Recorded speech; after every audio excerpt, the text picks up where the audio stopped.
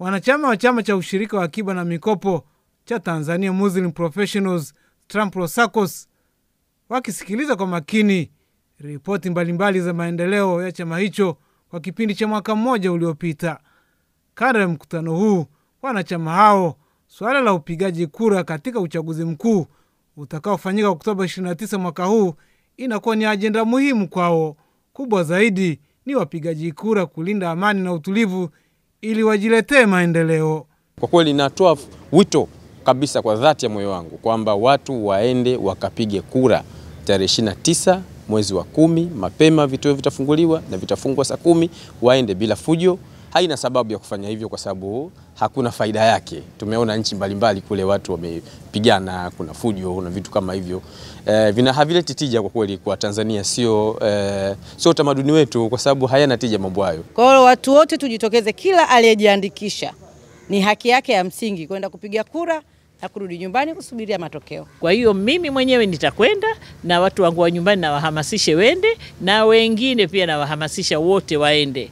Kupiga kura ni haki yetu, lazima tupige kura, lazima tuishi na viongozi. Na Tanzania ndio nchi pekee ambayo imebaki kwa sasa kwa hapa Afrika Mashariki ambayo ina amani ya 100% kabisa. Sasa kuwaruhusu watu wengine fikra zao zitutawale na kuingia katika machafuko si kitu cha busara kabisa. Kwa hiyo ni washauri vijana wenzangu ambao wataangalia watasikia hii habari, ni kwamba tuende tukapige kura, turudi majumbani kwa amani na salama kabisa, huku tukimsubiri Mwenyezi Mungu ajalie heri kwa yule kiongozi ambaye atatuchagulia, kwa sababu kiongozi anachaguliwa na Mwenyezi Mungu. Sisi ni sababu tu.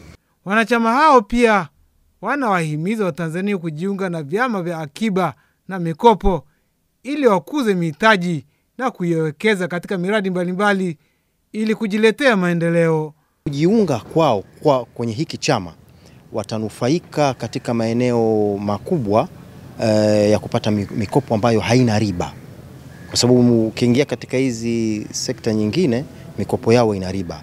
Tampro SACCOS mikopo yake haina riba, na kingine pia wanapata ile brotherhood and sisterhood katika chama. Maanake anayekudhamini ni ndugu yako katika iman, kwa sababu wewe mpaka uchukue mkopo utahitajika wewe kuwa na wadhamini wasiopungua 4. Mwelekeo wa chama ni kuelekea kuwa ni microfinance, kutoka kwenye SACCOS kwenda kwenye microfinance, kwa sababu microfinance tunaweza tukawafikia watu wengi wenye mtaji mkubwa zaidi, wakiwa pamoja na wale ambao tumeanza nao na ambao tuko nao mpaka sasa. Kwa hiyo naweza nikasema kwa uchache mwelekeo ni huo wa Tampro SACCOS. Toka nimejua hiki chama na nimejiunga, kwa kweli mikopo yangu ya biashara, labda shida za nyumbani, kujenga, kufanya nini, nachukua mikopo na inanisaidia sana, ambayo haina riba. Kwa hiyo nimefaidika sana kwa hilo, na nimewahamasisha pia ndugu zangu, rafiki zangu, nao pia wamefurahia, wanaendelea na kufurahia. Vijana bado tuna safari ndefu ya kimaisha na tunahitaji mambo mengi sana katika kuyafanikisha hayo maisha yetu wenyewe.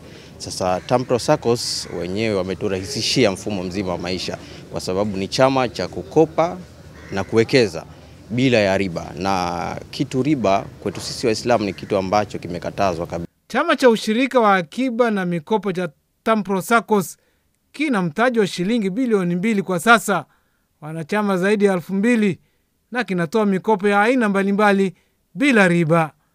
Malio Cheto, TBC, Dar es Salaam.